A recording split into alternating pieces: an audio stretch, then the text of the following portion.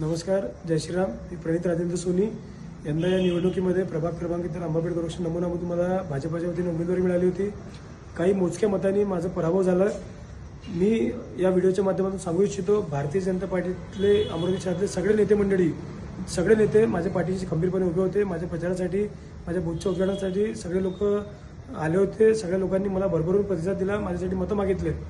मी या व्हिडिओच्या माध्यमातून हे सांगू इच्छितो, माझा पराभव व्हायच्या मागे फक्त आणि फक्त ड प्रवर्गातून ज्या ज्या लोकांनी भाजपाची उमेदवारी तिकीट मागितली होती, ज्या लोकांना तिकीट मिळाला नाही, त्या लोकांनी ओपनली येऊन भारतीय जनता पार्टीचं पद घेऊन सुद्धा माझ्या विरोधात कामं केले आहे.